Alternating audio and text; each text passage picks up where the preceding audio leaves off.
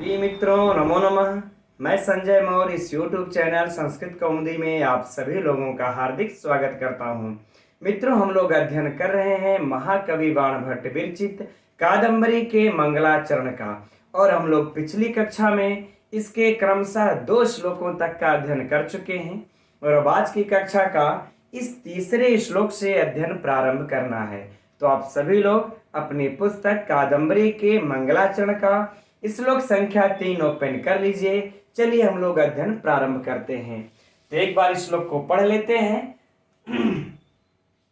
तो कह रहे हैं महाकवि बाणभट्ट कि जयति उपेन्द्र स चकार दूरतो विभित्स्यया यः क्षण लब्धः लक्ष्यया दृशैव कोपारुणया रिपुरः स्वयं भयाद भिन्नम इव अस्त्रपाटलम्। तो अब इस श्लोक में महाकवि बाणभट्ट, कविता कानन केसरी बाणभट्ट इस श्लोक में किसको नमस्कार करते हैं, किसकी जय जयकार कर रहे हैं। तो आइए देखते हैं अब इस श्लोक में मित्रों। तो क्या कह रहे हैं कि जयति उपेन्द्र, है ना, जयति उपेन्द्र अर्थात जयति मने जय हो। स्पष्ट हो गया मित्रों, है ना। किसकी जय जयकार कर रहे हैं, किसको नमस्कार कर रहे हैं। तो कह रहे हैं कि जयति उपेन्द्र अर्थात जय हो। उपेन्द्र माने उपेंद्र की। तो उपेंद्र किसको कहते हैं मित्रों, उप इंद्र, है ना। उपगत है इंद्र, अभी व्याकरणात्मक टिप्पणी में चर्चा कर लेंगे थोड़ा सा, है ना। अर्थात इंद्र का छोटा भाई कौन है, अनुज, इंद्र का अनुज विष्णु, है ना। तो अब मित्रों यहां पर हम लोग विष्णु अर्थ नहीं लगाएंगे, क्योंकि आगे जो ये क्रिया और विशेषताएं जो बता रहे हैं ये भगवान विष्णु के, ये भगवान विष्णु के नृसिंह रूपधारी अवतार की विशेषताएं बता रहे हैं। इसलिए हम लोग इस उपेंद्र का यहाँ पर क्या अर्थ लगा लेंगे कि नृसिंह रूपधारी, नृसिंह रूपधारी। अब यह अर्थ लगा लेंगे आराम से।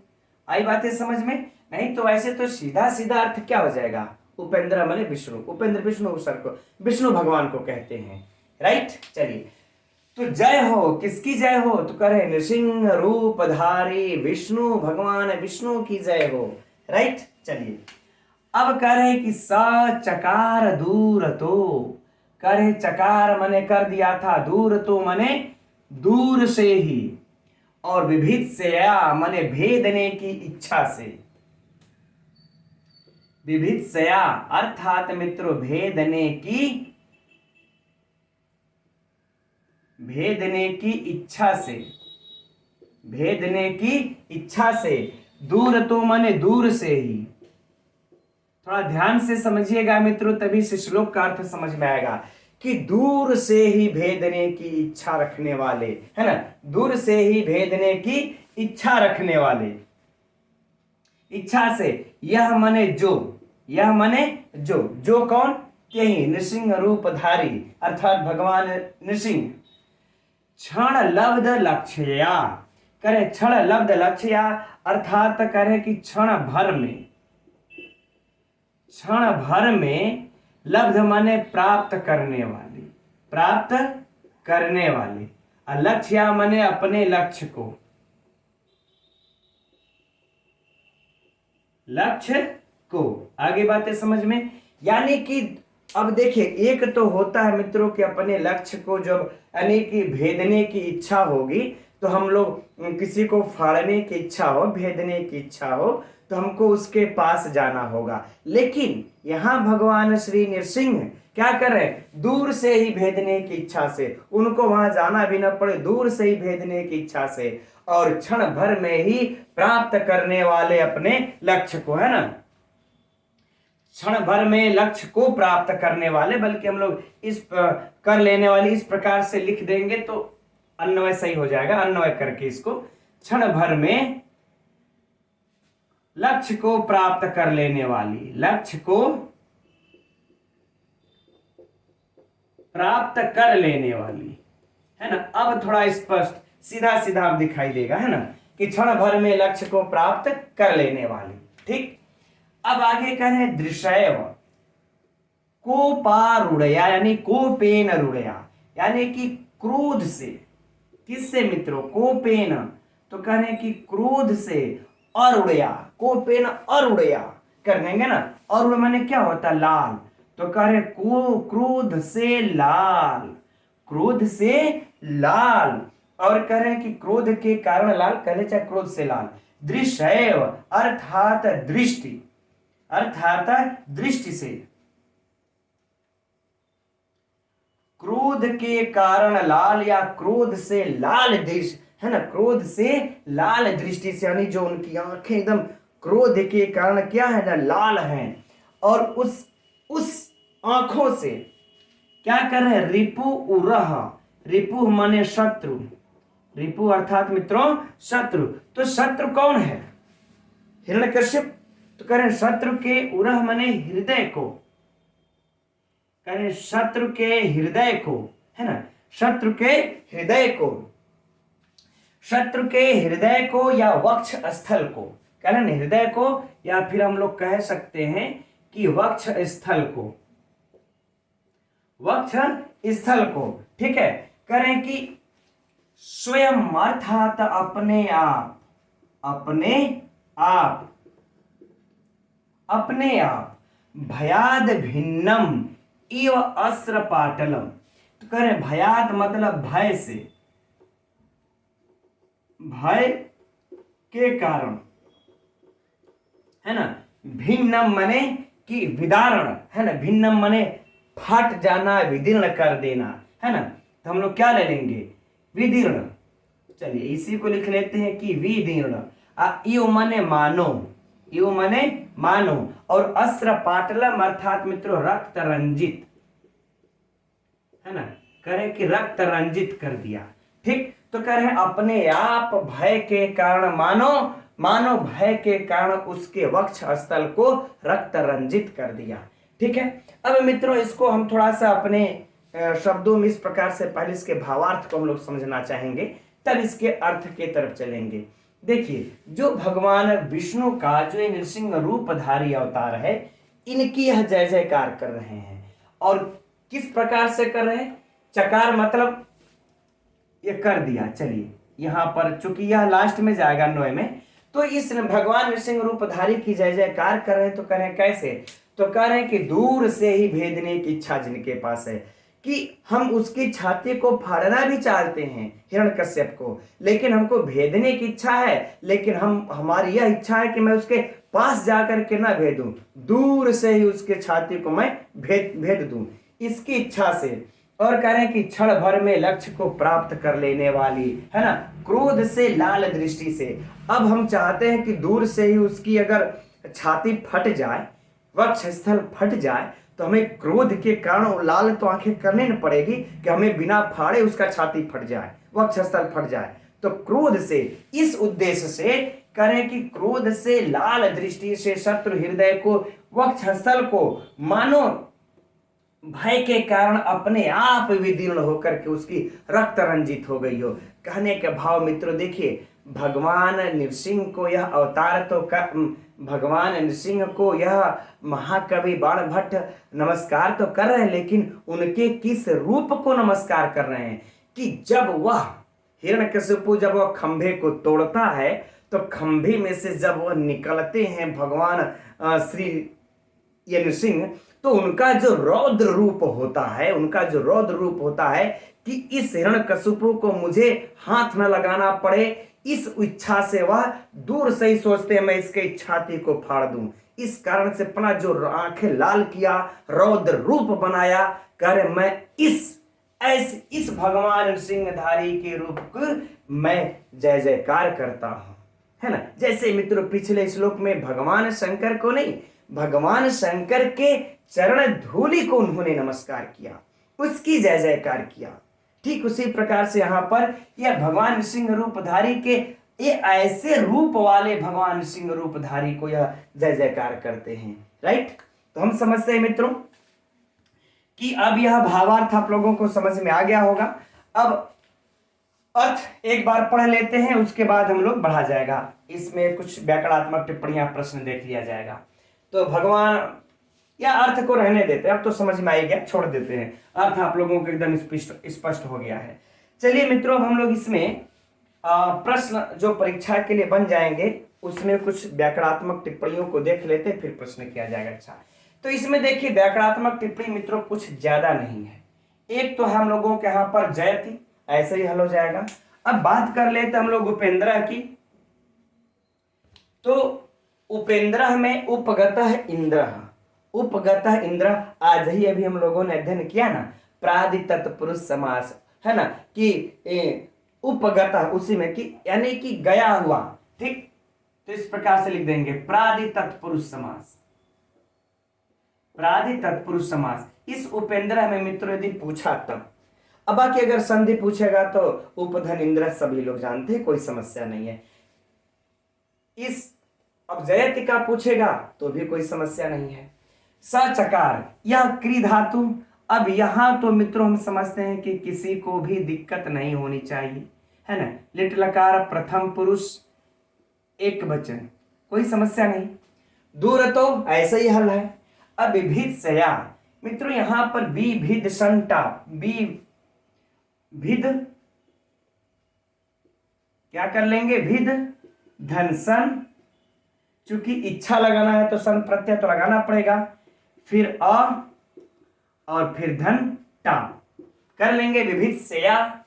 अब तृतीय विभक्ति का रूप चला देंगे, तृतीय विभक्ति के एक वचन में विभिद सेया, फाइनल। अब आगे मित्रों क्षण लब्ध लक्ष्या, यानी क्षण भर में लक्ष्य को प्राप्त कर लेने वाले, तो मित्रों सीधे सीधे आप बाकी छोड़िए, लिख लीजिए बहुव्रीहि समास, कोई समस्या नहीं। दृश्य तृतीया दिख रहा है, कोपेन रुड़या है ना, क्रोध से लाल तृतीया तत्पुरुष दिख रहा है। रिपह रिपु उरह, यहां पर संधि स्पष्ट दिख रहा है, कोई समस्या नहीं। स्वयं भयाद पंचमी है ना, भिन्नम इव अस्त्र पाटलम, अस्त्र पाटलम में अगर देखा जाएगा मित्रों तो उपमित समास हो सकता है यहाँ पर, है ना, उपमित समास हम कर सकते हैं, ठीक। अब बाकी इसके व्याकरणात्मक टिप्पणी मित्रों कोई दम है ही नहीं। अब बात कर लेते हैं हम लोग इसके जो है कि अलंकार की, हाँ अलंकार की चर्चा कर लेते हैं, और जो है कि इसमें जो है कि गुण कौन सा है, तो गुण मित्रों इसमें लिख लीजिएगा आप लोग की प्रसाद गुण है। कौन सा गुण है, प्रसाद गुण है ना। और इसमें रीति कौन सी है ना, इसमें रीति कौन सी है मित्रों, तो ये लिख लीजिएगा कि वैदर्भी रीति है। कौन सी रीति है, वैदर्भी रीति है। चूंकि अब प्रसाद गुण है इसलिए कि एकदम सरलता से समझ में आ रहा है। वैदर्भी रीति इसलिए क्योंकि छोटे छोटे कोई लंबे समास हम लोगों को नजर नहीं आ रहे, इसलिए वैदर्भी रीति प्रसाद गुण, फाइनल। अब बात कर लेते हैं मित्रों हम लोग इस श्लोक में अलंकार की। तो अलंकार अगर देखा जाए तो देखिए जो मानो शब्द लगा हुआ है यह भय के कारण, या ना भय जो क्रियोत्प्रेक्षा अलंकार, तो हम लोग कर लेते हैं उत्प्रेक्षा अलंकार, है ना। तो कौन सा अलंकार हो जाएगा मित्रों, यह उत्प्रेक्षा अलंकार।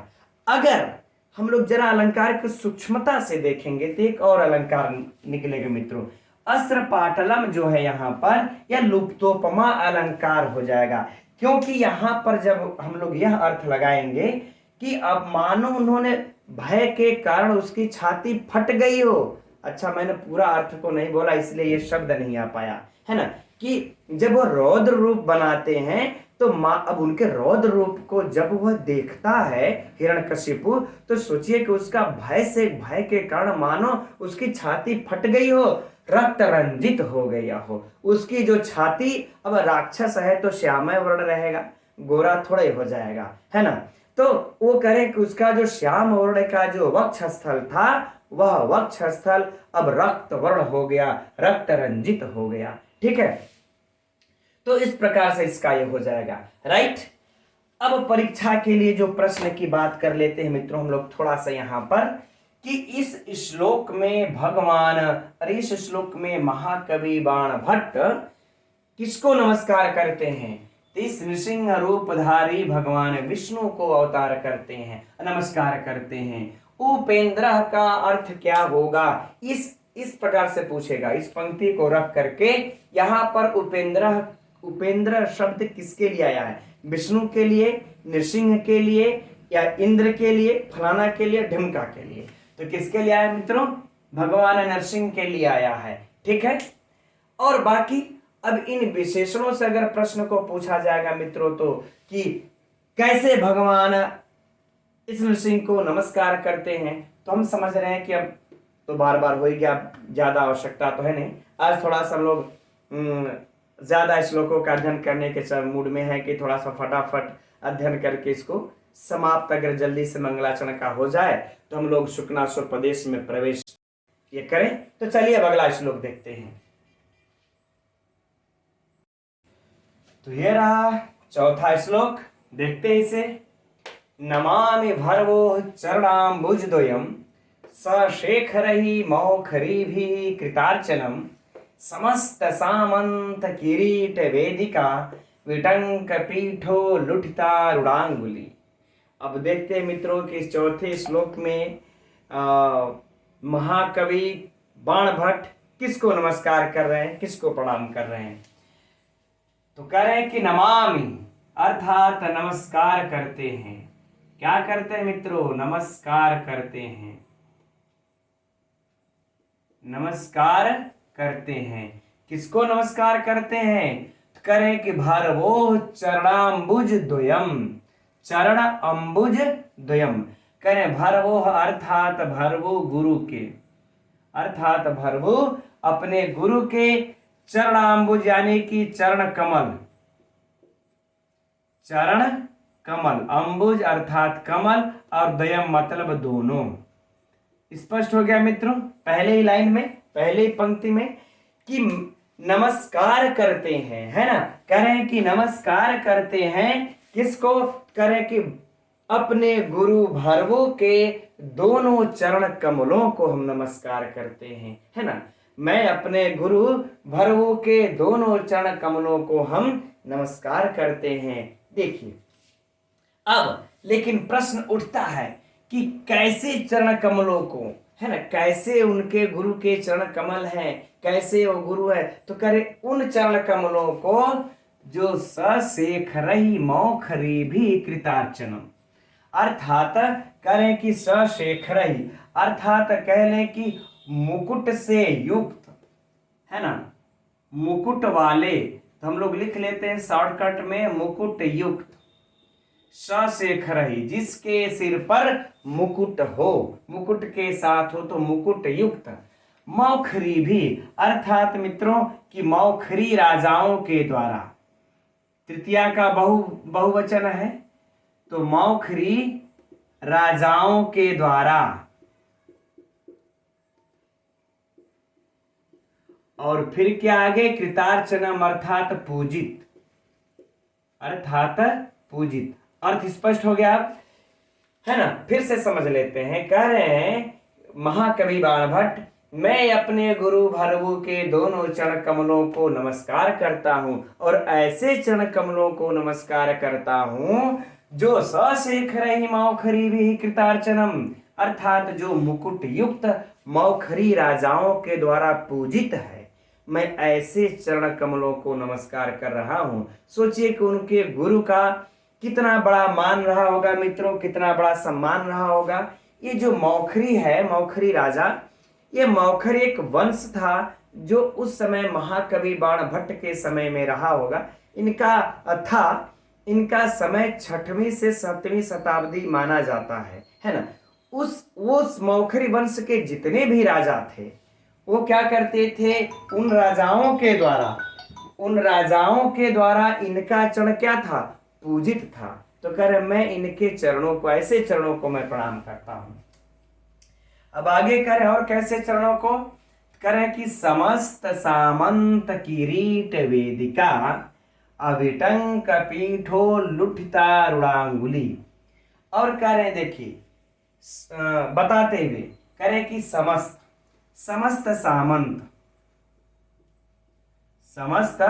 सामंत, राइट, समस्त सामंत।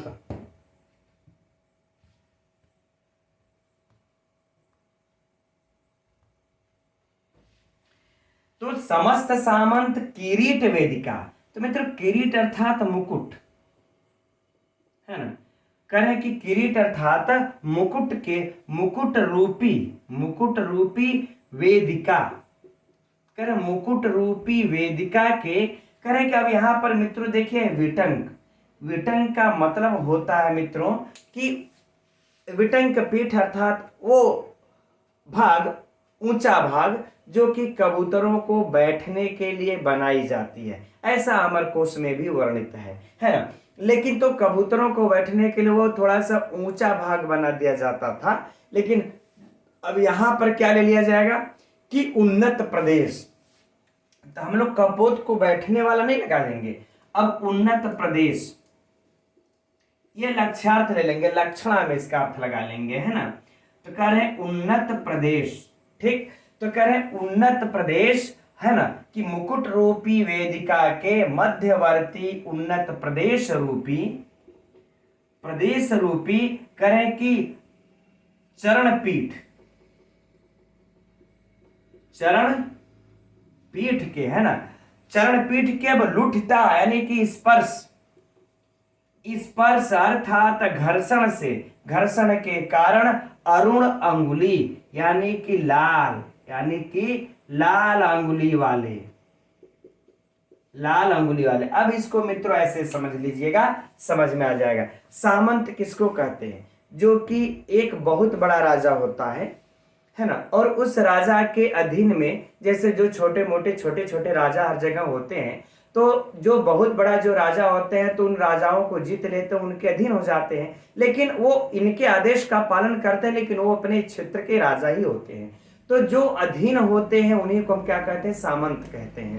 तो करें समस्त सामंत, जितने भी सामंत लोग थे, जितने भी अर्थात मुख्य राजा के जो अधीन जितने भी थे, वो सभी सामंत लोगों के मुकुट रूपी वेदिका, अर्थात मित्रों जो मुकुट पहनते थे, तो मुकुट में आगे का भाग जो है, जो मध्य भाग था, कैसा होता? करे कि उन्नत प्रदेश वाला था। कैसा था? उन्नत, यानी ऊपर उठा हुआ उन्नत प्रदेश वाला भाग था।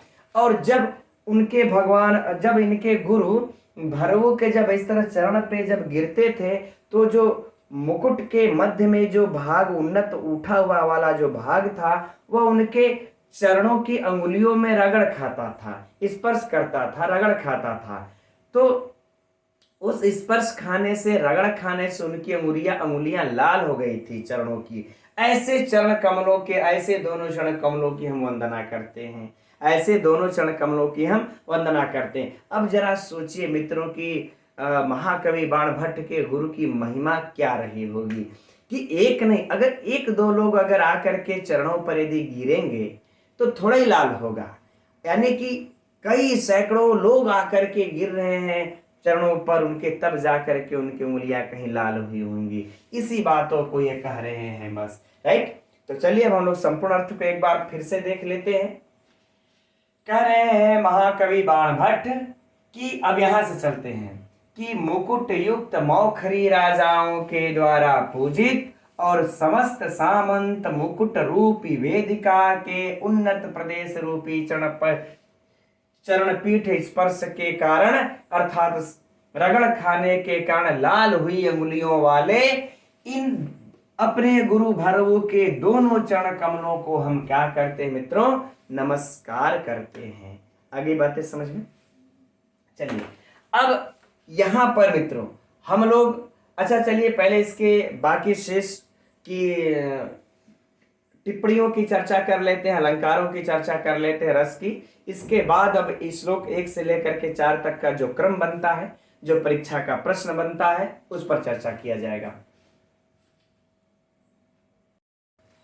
तो इस श्लोक के भी मित्रों व्याकरणात्मक टिप्पणी में कोई विशिष्ट दम है नहीं, बस जो मुख्य है उसको देख लेते हैं। नमामि यहाँ पर देखिए आप लोग, कोई समस्या नहीं। भरवोः चरणाम्बुज द्वयम, तो चरणव अंबुजे तयो द्वौ चरणाम्बुज द्वयम, कोई समस्या नहीं है ना। सशेखर ही, ठीक, मौखरी भी। अब यहाँ मौखरी भी का हमको थोड़ा महत्वपूर्ण लग रहा है, इसको देख सकते हैं, है ना। मुखर धन अण प्रत्यय लगा हुआ है, और अण प्रत्यय लगा लेने के बाद मित्रों बन जाएगा आदि वृद्धि होकर के मौखर। इसके बाद इस मौखर से हम लोग इनी प्रत्यय लगा लेंगे। इनी प्रत्यय लगा लेने के बाद रूप चला लेंगे तृतीया विभक्ति के बहुवचन में बन जाएगा मौखरी भी, और यहां पर भी क्या है, तृतीया विभक्ति का बहुवचन, कोई समस्या नहीं। अब कृतार्चनम है ना, वो क्या आगे, कृतार्चनम अर्थात जिनकी पूजा कर दी गई हो, कृतम अर्चनम यस्य तत् कृतार्चनम अर्थात बहुब्रीहि समास, राइट। तो यह मित्रों, यह वाली पंक्ति भी विशेष विशेषण की भी थोड़ी सी चर्चा कर लेते हैं कि यह वाली भी मित्रों किसकी विशेषण है, तो इनके जो है कि चरण, ये जो चरणाम्बुज द्वयम है इसी का विशेषण है। कैसे चरण है उनके, तो कह रहे सशेखरई मौखरीभि कृतार्चन, राइट, कोई समस्या नहीं है।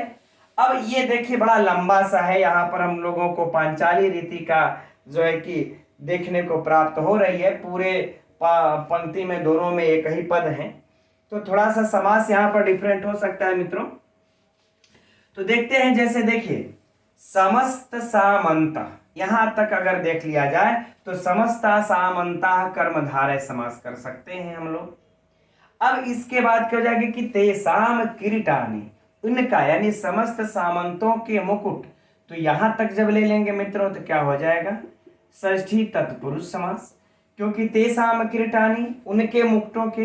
अब आगे है देखिए वेदिका, तो तान्नेव वेदिका, तान्नेव वेदिका अर्थात मित्रों मयूर वंश का आदित्वाति समास है ना, राइट। कब तक, जब हम यहां तक वेदिका तक ले लेंगे तब। अब इसके बाद देखिए क्या विटंक, तो कह रहे तस्याह विटंक, यानी कि समस्त सामंत किरीट वेदिका तस्याह विटंक, तो यहां पर जब चले आएंगे मित्रों तो षष्ठी तत्पुरुष समास। अब इसके बाद है देखिए पीठो है ना, पीठ उल्लीठता है ना, उल्लूठिता, तो कह रहे कि अब क्या हो जाएगा, कह रहे कि स एव पीठम, स एव पीठम, अगर यहां तक ले लेंगे मित्रों तो फिर क्या हो जाएगा कि मयूर वंश का आदित्व समास, स एव पीठम, ठीक। वैसे पीठ, पीठ रूपी, चूंकि रूपक अलंकार है मित्रों यहां पर, ये आप लोगों को यहां पर और यहां पर भी एक चीज हम लोगों ने मित्रों अभी चर्चा किया था, आप लोगों को भी पता होगा कि जो कल की कक्षा में, नहीं परसों की, हाँ कल की कक्षा में हम लोगों ने, कल तो छुट्टी था मान लेते हैं, परसों की कक्षा में चर्चा किया था, जिसमें क्या कि जब पुरुष उसमें था क्या, मुख एव कमलम, मुख ही कमल है, यानी कि मुख और कमल में रूपक अलंकार हो जाता है ना। हम लोगों ने चर्चा किया था मुख एव कमलम, कि मुख रूपी कमल यानी उसमें रूपक अलंकार हो जाता है, उसी रूप, अरे रूपक समास हो जाता, उसी रूपक समास को लोग मयूर वंश का आदित्वात समास भी कहते हैं, इसकी चर्चा कर चुके हैं। ठीक वही बात आ गई है यहां पर भी कि समस्त सामंत के मुकुट रूपी वेदिका, हिंदी में भी लिखा था हमने, चूंकि यहां पर जगह नहीं था इसलिए मुझे हटाना पड़ा, कि किरीट रूपी वेदिका, तो यहां पर मित्रों रूपक अलंकार भी है, जब अलंकार बताएंगे तो चलिए अच्छा खैर लिख भी लेते हैं ताकि आप लोगों को स्मरण रहे कि कैसी वेदिका करें, ऐसी किरीट रूपी वेदिका।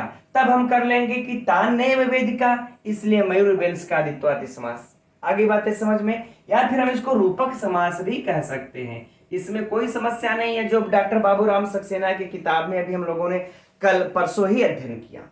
अगर ध्यान से मित्रों वहां पर अध्ययन किए होंगे तो आप लोगों को ये समझ में आ गया होगा। अब कह रहे हैं कि अब इस वेदिका का है ना, इस वेदिका का तब कह रहे हैं कि तस्याह विटंकः, कि उसका जो उन्नत प्रदेश है, किसका उन्नत प्रदेश है, तो समस्त सामंत किरीट वेदिका का उन्नत प्रदेश। तो उन्नत प्रदेश का लगा देंगे मित्रों, तो षष्ठी तत्पुरुष समास लगाना ना पड़ेगा। अब फिर कह देंगे कि उन्नत रूपी पीठ, फिर यहां पर हम लोग उन्नत रूपी लगा दिए, अर्थात यहां पर फिर से रूपक समास या फिर रूपक अलंकार की बारी हमारी आ जाएगी। तो जब फिर से रूपक ले लेंगे मित्र तो फिर यहां पर यहां तक ले लेंगे तो मयूर वंश का समास हो जाएगा, है ना, चाहे रूपक समास भी कह सकते हैं। अब उसके बाद आ जाएगा क्या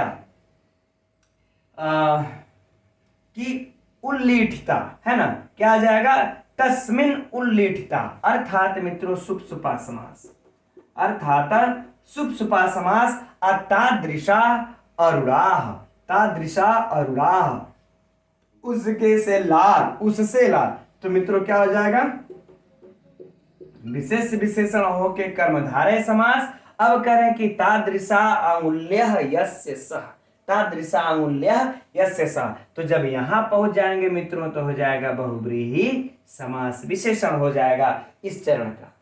आगे बातें समझ में ना।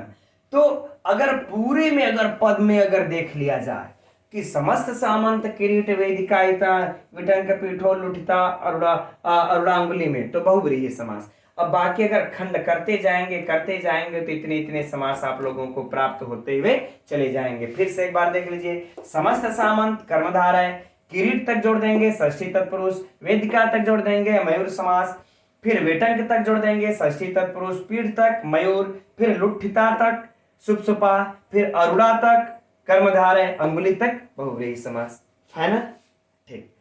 अब यह हो गई मित्रों व्याकरणात्मक टिप्पणियां, कुछ विशिष्ट दम नहीं था। अब ये इतना लंबा चौड़ा कि परीक्षा में पूछेगा भी नहीं, ये छोड़ देते हैं।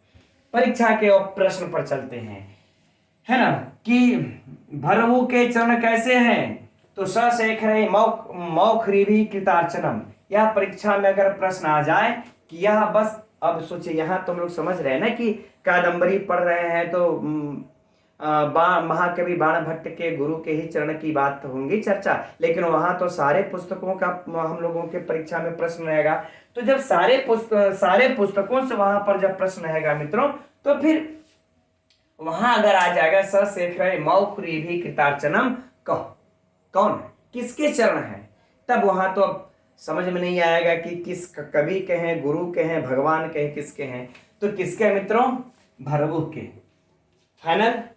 अब वही प्रश्न मित्रों यहां से भी हो जाएगा, समस्त सामंत किरीट वेदिका विडंग पीठो लुठिता अंगुली, यह किसका विशेषण या कह, इतना रख करके मित्रों तो कौन हो जाएगा, भरवु के चरण, है ना, भरवु के चरण कमल, दोनों चरण कमल। फाइनल, ये दो बहुत महत्वपूर्ण प्रश्न हो जाएंगे, है ना। अब यहां तो बाकी तो प्रश्न की चर्चा हो चुकी है कि महाकवि बाण भट्ट के गुरु का नाम भरवु और इनके चरणों को यहाँ पर ये नमस्कार कर रहे हैं। अब इसमें अलंकार की चर्चा कर लेते हैं मित्रों। तो यहाँ पर जो रूपक है यह रूपक अलंकार हो जाएगा, क्योंकि किरीट वेदिका रूपी, ये चीज यहां पर भी समझ लीजिएगा मित्रों, एकदम ये ट्रिक अपना लीजिए। जहां पर आप लोगों को रूपक अलंकार नजर आए, रूपी वाली बात नजर आए, वहां पे आप मयूर वंशकादित्वादि समास लगा सकते हैं, एकदम बिना कहे झिझक के ही, ठीक है ना। और एक मित्र हम लोगों को रूपक अलंकार यहां से प्राप्त हो जाता है, इसलिए इसको निरंग रूपक अलंकार हम लोग कह सकते हैं। अर्थात इस विटंक में पीठत्व का आरोप और कह रहे हैं कि इस किरीट में जो है वैदिकत्व का आरोप होने के कारण हम लोगों का कौन सा अलंकार हो गया, रूपक अलंकार। फाइनल। छंद सबको पता है, वंशस्थ छंद। अब थोड़ी सी चर्चा कर लेंगे मित्रों हम लोग इसके गुण की। तो गुण मित्रों कौन सा इसमें, प्रसाद। इधर रीति कौन सी मित्रों, पांचाली, है ना, रीति कौन सी हो जाएगी, पांचाली। फाइनल, ये श्लोक। अब चलते हैं श्लोक 1 से 4 तक के, जो ये 4 तक पढ़े हम लोग। अब इससे जो परीक्षा में प्रायः महत्वपूर्णता से प्रश्न पूछा जा चुका है और पूछा जा सकता है, अब उसकी चर्चा कर लेते हैं मित्रों। बाकी यह तो फाइनल हो ही गया, अब यहाँ पर कोई समस्या नहीं है। अब इसके बाद मित्रों हम लोग पकड़ेंगे स्पीड, ठीक है, क्योंकि अब 20 श्लोकों को आगे उतनी महत्वपूर्णता से प्रश्न पूछता नहीं है, ठीक। अब स्पीड पकड़ा जाएगा, लेकिन इन प्रश्नों पर चर्चा कर लिया जाए। श्लोक संख्या 1, 2, 3, 4, इन 4 चरणों में जो है कि मंगलाचरण नमस्कार करते हैं, है ना। अगर मान लेते हैं तो 4 चरणों में करते मित्रों, तो प्रथम चरण, प्रथम श्लोक में किसको किए हैं नमस्कार, ब्रह्म को, उस त्रिगुणात्मक ब्रह्म को नमस्कार किए हैं। दूसरे में फिर किसको करते हैं नमस्कार, तो शंकर के, भगवान शंकर के चरण धूल की, भगवान शंकर के चरण धूल की नमस्कार करते हैं, ठीक है ना। और याद रहे कि नमस्कारात्मक ही मंगला चरण है, तो हम लोग क्या लिख लेंगे, नमस्कार करते हैं, नमस्कारात्मक ही है ना। जयकार करना, नमस्कार करना, दोनों बात बराबर है, ठीक है। भगवान शंकर के चरण धूलि को नमस्कार करते हैं। तीसरे में किसको, तो नृसिंह के, है ना, नृसिंह, भगवान नृसिंह के, है ना, अर्थात नृसिंह रूप धारी विष्णु, है ना, नृसिंह रूपधारी भगवान विष्णु का यह नमस्कार करते हैं। और चौथे में मित्रों गुरु के चरण, यानी भरभू गुरु के, गुरु अपने गुरु, अब उतना तो हो ही गया, लिखने की आवश्यकता नहीं, गुरु के चरण कमलों की, चरण कमलों की। तो यह मित्रों हम लोगों के लिए, यह आप लोग 4 बहुत ही महत्वपूर्ण परीक्षा के लिए प्रश्न यह पूछा जा चुका है कि महाकवि बाणभट्ट मंगलाचरण में पहले श्लोक में किसको नमस्कार किए हैं, त्रिगुणात्मक, है ना, इस ब्रह्म को। दूसरे में किसको किए हैं, शंकर को। तीसरे में किसको किए हैं, नृसिंह को। चौथे में किसको किए हैं, गुरु के चरण कमलों की। और यहां पर याद रहे चरण धूलि, अगर ऑप्शन में दिया शंकर तो नहीं लगाना है मित्रों, शंकर के चरण धूलि का ही मारना है, क्योंकि चरण धूलि को नमस्कार करते हैं, है ना। तो ये हम लोगों का मित्रों एकदम परीक्षा के लिए क्रम याद कर लीजिएगा, रट्टा मार लेना, वैसे हम समझते हैं आप सभी लोगों को याद होगा, लेकिन मैं अपनी तरफ से कह देता हूं, मन नहीं मानता कि शायद भाई कह दें, हो सकता है कोई 1-2 लोग न जानते हो, ठीक है। तो इनका एक क्रम हो गया। अब अच्छा, अब इसके बाद मित्रों दुर्जन सज्जन वाली बातें चलती हैं। किसकी बातें चलेंगी, अब करें कि सज्जन दुर्जन वाला। अब उसका भी देखिए स्तुति और निंदा, सज्जन की स्तुति और दुर्जन की निंदा। अब इन 4 श्लोकों में मंगलाचरण करने के बाद अब उधर बढ़ते हैं। तो मैं समझता हूं कि अभी आज हम लोग 1 श्लोक का और अध्ययन कर सकते हैं, है ना। तो 1 श्लोक और अध्ययन ये कर लिया जाए, मान लेते हैं कल समय नहीं भी उतना रहा तो 2 श्लोक कम से कम खत्म याद करके, चाहे 3 श्लोक करके हम लोग आगे फटाफट देखा जाएगा, क्योंकि अब इतना देर नहीं लगाना है, ठीक। तो चलिए अब हम लोग सज्जन दुर्जन हो स्तुति निंदा अर्थात उनका श्लोक प्रारंभ करते हैं। तो देखते हैं अब इस आगे हम लोग 5वें श्लोक को। अकारण आविष्कृत वैर दारुणात् असज्जनात् कस्य भयं न जायते विषम महाहेयव यस्य दुर्वचः सुदूषं सन्निहितं सदा मुखे। अब देखिए इस श्लोक में मित्रों महाकवि बाणभट्ट दुर्जन की निंदा कर रहे हैं। किसकी निंदा कर रहे हैं, दुर्जन की। और उस दुर्जन की निंदा करते हुए उपमा देते हुए क्या क्या कह रहे हैं, अब देखते हैं इस श्लोक में। तो कह रहे हैं कि अकारण, अकारण अर्थात बिना किसी कारण के, बिना किसी कारण के, राइट। अब है आविष्कृत, माने प्रकट करते हैं, बिना किसी, यानी जो असज्जन लोग होते हैं वो बिना किसी कारण के प्रकट करते हैं। तो क्या प्रकट करते हैं मित्रों, तो वैर, यानी कि वैर प्रकट करते हैं। आगे बातें समझ में कि बिना किसी कारण के वैर प्रकट करने के, है ना, वैर। अब हम लोग वैर को थोड़ा सा पहले लिख लेंगे तो अच्छा रहेगा अन्वय में। तो हो जाएगा कि वैर प्रकट करने के कारण, वैर प्रकट करने के कारण। अब अन्वय बन गया सही सब लोगों का कि बिना किसी कारण के वैर प्रकट करने के कारण दारुणा मने कठोर अर्थात मित्रों भयंकर। बिना किसी कारण के ये लोग जो है कि बिना किसी कारण के, अब मेरा ध्यान चला गया एक ऐसे दुर्जन व्यक्ति पर जिन्होंने बिना किसी कारण के उन्होंने, खैर छोड़ देते हैं, ठीक है। कह रहे हैं कि बिना किसी कारण के वैर प्रकट करने के कारण भयंकर असज्जनात्, भयंकर असज्जन, भयंकर असज्जन, है ना। अर्थात भी मित्रों अगर हम लोग कह लें कि दुर्जन, ठीक, असज्जन, चलिए अच्छा ठीक कोई बात नहीं, असज्जन ही रहने देते हैं। असज्जन से कस्य मने किसे, किसे भयम न जायते, किसे भय नहीं होता, किसे भय नहीं उत्पन्न होता। आगे बातें समझ में ना। अब मित्रों कुछ ऐसे भी इस पृथ्वी पर, इस लोक में, इस संसार में ऐसे भी कुछ दुर्जन व्यक्ति हैं जिनको जो कि आपसे बिना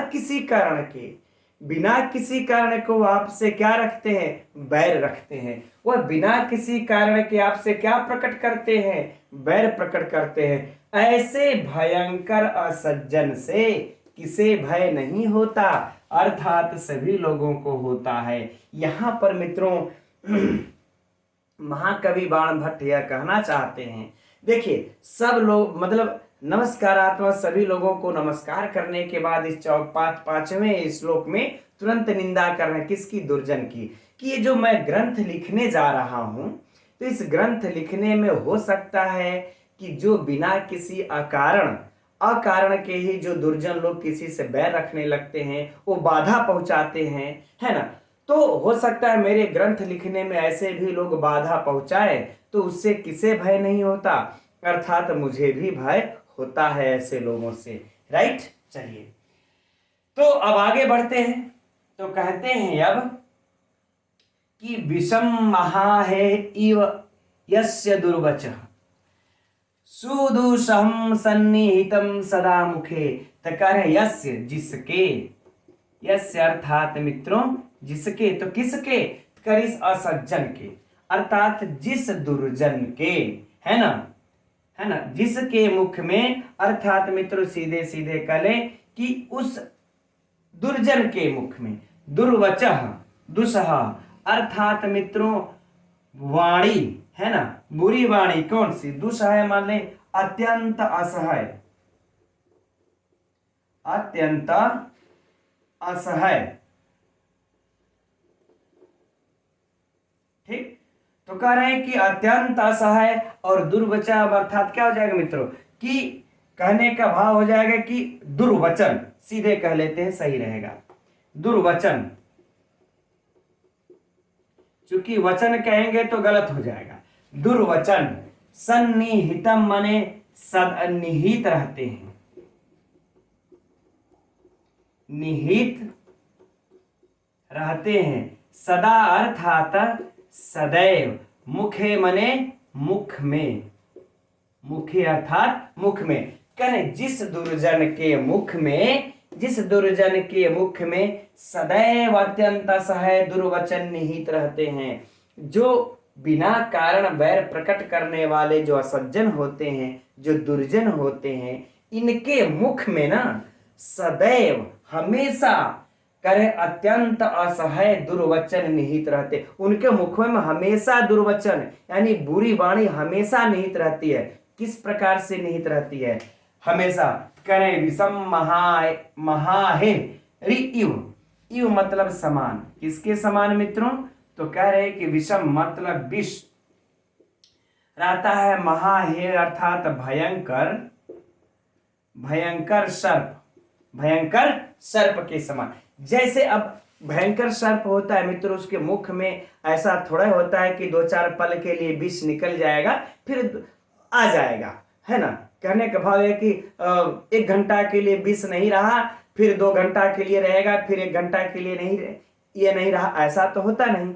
जो भयंकर सर्प होते हैं उनके मुख में सदैव विष होता है, और ठीक उसी प्रकार से जैसे भयंकर सर्प के मुख में सदैव विष रहता है, उसी प्रकार से जो असज्जन पुरुष होते हैं उनके मुख में सदैव ये दुर्वचन होता है। कैसा, अत्यंत असह्य दुर्वचन होता है, जैसे इनके भयंकर सर्प के मुख में असह्य विष होता है। आगे बातें समझ में, देखिए कितनी अच्छी बातें कह रहे हैं। ठीक, तो हो गया बात मित्रों। अब हम लोग इसके संपूर्ण अर्थ को एक बार पढ़ लेते हैं। कह रहे हैं महाकवि बाण भट्ट कि बिना किसी कारण के वैर को प्रकट करने के कारण भयंकर असज्जन से किसे भय नहीं होता।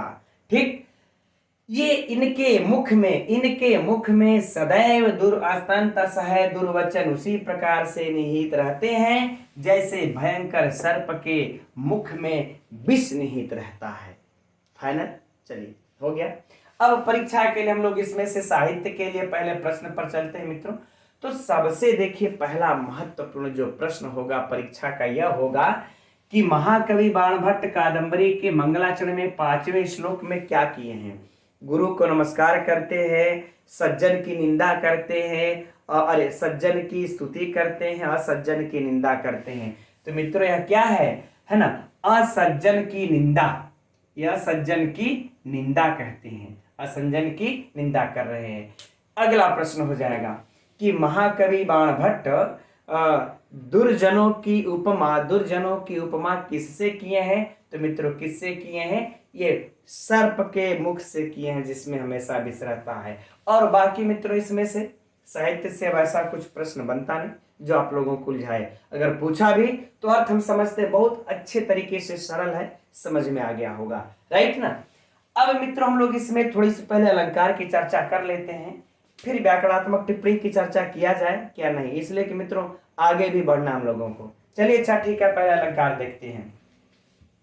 तो अलंकार मित्रों इसमें क्या हो जाएगा, इस वाले दो पंक्ति की अगर हम बात करें, इन दोनों पंक्तियों की, तो मित्रों यहां पर अर्थापत्ति अलंकार है, अर्थापत्ति अलंकार है।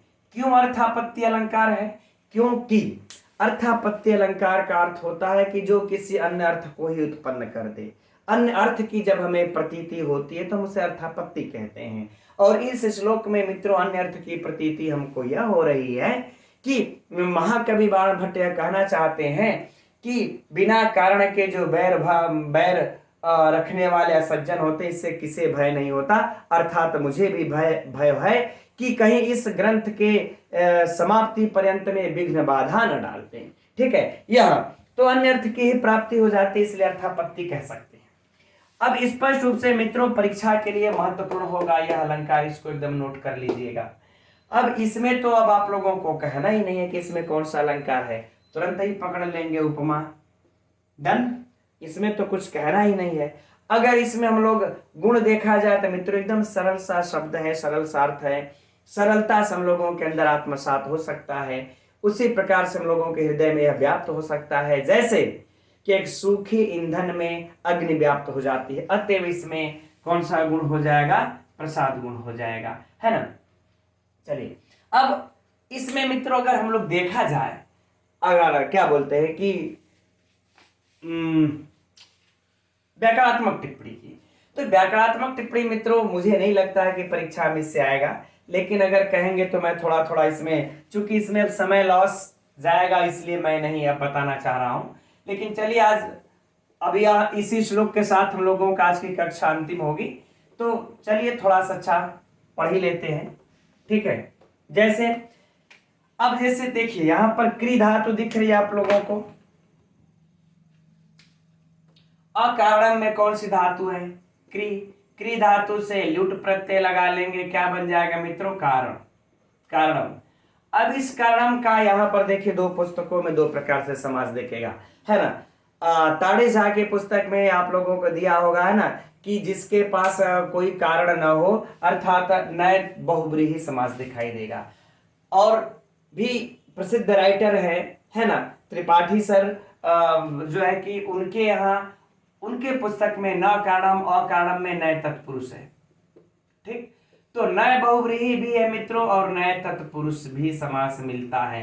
अब आप लोग हमसे पूछेंगे तो देखिए मैं अब इन लोगों से विद्वान हम थोड़े हैं कि हम डिसीजन करके बता देंगे कि नहीं ताड़ी झा सर ने सही लिखा है, और जो है कि ये रमा इनके पुस्तक में है, नाम नहीं भी याद आ रहा है ना, त्रिपाठी सर का है कोई, उनके पुस्तक में जो है कि ये उन्होंने गलत लिखा, ऐसा तो नहीं कर सकते, ये पाप हम नहीं लेंगे और इतने बड़े विद्वान नहीं। ठीक, आगे बढ़ते हैं। अब देखिए आविष्कृत, आविष्कृत है ना, तो करें आविष धन क्री धन कट, आविष धन क्री धन कट प्रत्यय लगा देंगे मित्रों, क्या बन जाएगा? आविष्कृता। ठीक है, अब इसके बाद क्या है? वैर, तो वीर से अण प्रत्यय लगा लेंगे मित्रों, क्या बन जाएगा? वैर। दारुड़ा, है ना, दारुड़ा में दृढ़ उनन, क्या हो जाएगा? द्रि धन ऋच धन ऊनन, है ना, ऊनन प्रत्यय लगा लेंगे मित्रों, हो जाएगा दारुड़ा। अच्छा, एक चीज यहां पर ध्यान रख लीजिए, ये परीक्षा के लिए महत्वपूर्ण हो सकता है। कि ये जो अकारण आविष्कृत वैर दारुणा है यह असज्जनात् का यह विशेषण है। तो यह क्या हो जाएगा मित्रों, यह विशेष्य हो जाएगा और यह क्या हो जाएगा, विशेषण हो जाएगा। ठीक, यह विशेष्य हो जाएगा, यह क्या हो जाएगा, इनका विशेषण। यह अकारण बैर रखने वाले भयंकर कौन होते हैं, है ना, अकारण बैर कौन रखता है, तो सज्जन। तो यह हमारा विशेष हो जाएगा विशेषण। अब न सज्जना तत्सज्जन असज्जन, असज्जन में मित्रों कौन सा समास, नए तत्पुरुष समास, कोई समस्या नहीं। अच्छा, इसमें भी और भी समास है मित्रों। अगर अंत में देखेंगे तो तृतीया तत्पुरुष समास।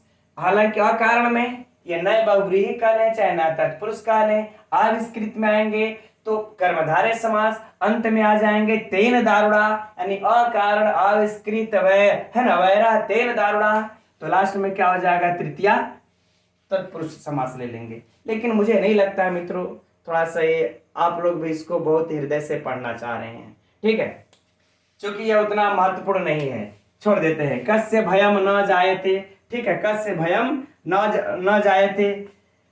आगे महा, इसको थोड़ा सा देख ले, भयंकर सर्प महा है, जब यहां पर हम लोग विसर्ग लगा देंगे मित्रों क्या हो जाएगा, महा है, इसमें कर्मधारय समास है। कौन सा समास है, कर्मधारय समास है। यस्य दुर्वचः सुदुसहम, अब अच्छा इसकी सुदुसहम, अब इसकी भी व्युत्पत्ति क्या हो जाएगी, सु दुस सह खल। चलिए अच्छा लिख दे, चलिए लिख देते हैं। अच्छा,